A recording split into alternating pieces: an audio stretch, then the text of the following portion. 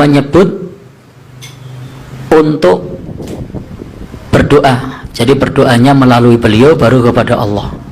Maka dalam hal ini kita tidak boleh berdoa menggunakan perantara orang yang sudah meninggal dunia.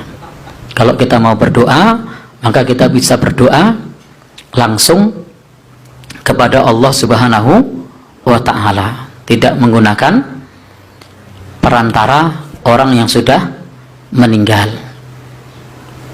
Jadi kita bisa menggunakan perantara doa orang soleh yang masih hidup, bukan orang yang sudah meninggal dunia.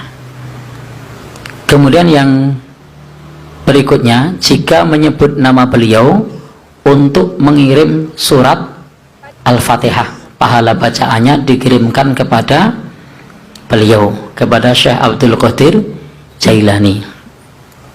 Maka dalam masalah ini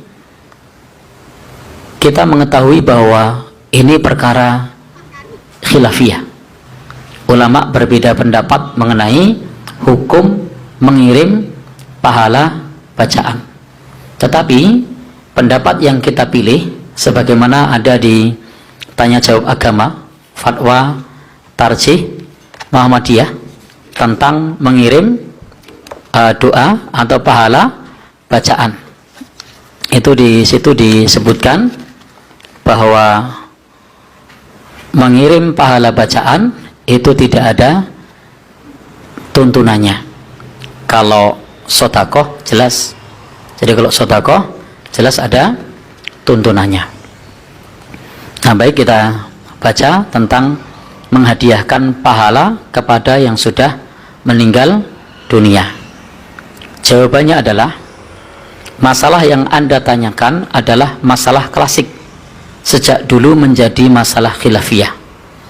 Namun sangat perlu diketahui bagaimana pandangan Islam terhadap masalah tersebut. Pendapat yang mana yang lebih patut diterima jika dihadapkan kepada dalil-dalil?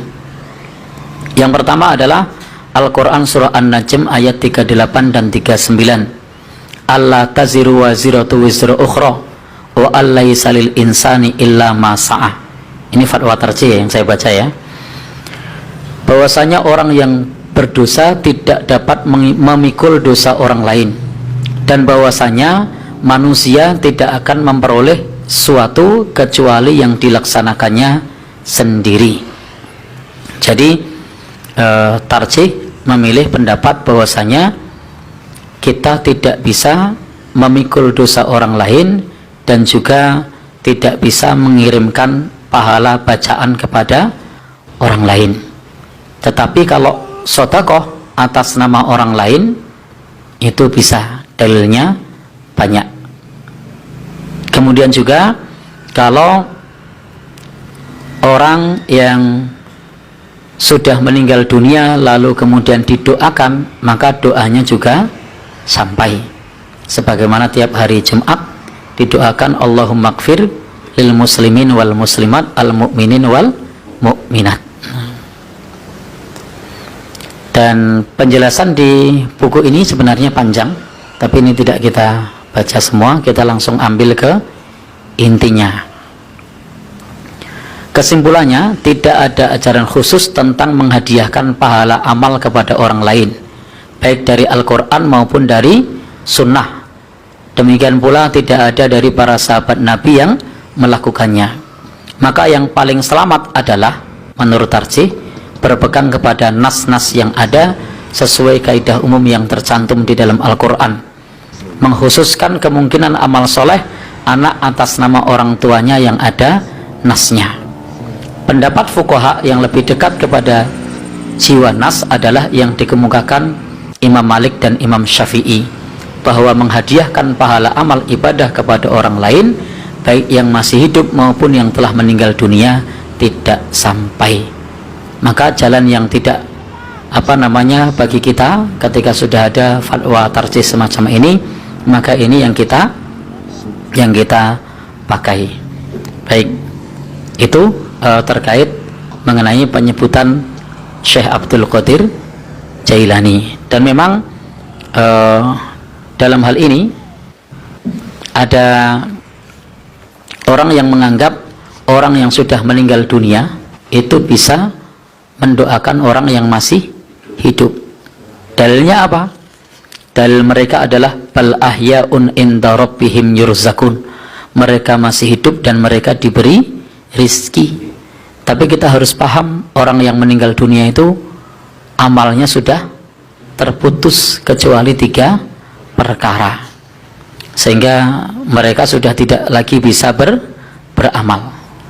Sehingga ketika tawasul dan istighosah kepada orang yang telah meninggal dunia seperti Syekh Abdul Qadir Jailani, maka menurut dalil yang kita pandang kuat, menurut tarjil ini tidak dapat kita lakukan. Kita berpendapat soal doa adalah soal ibadah.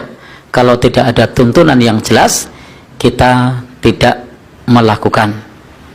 Menurut yang kita amalkan, kita boleh mendoakan orang yang telah meninggal dunia, tetapi tidak dapat minta didoakan orang yang telah meninggal dunia dengan istilah yang terkenal termasuk tawasul. Tetapi kalau tadi soal mengirimkan pahala, itu ulama berbeda pendapat. Demikian untuk jawaban atas pertanyaan menyebut nama Syekh Abdul Qadir Jailani di dalam berdoa.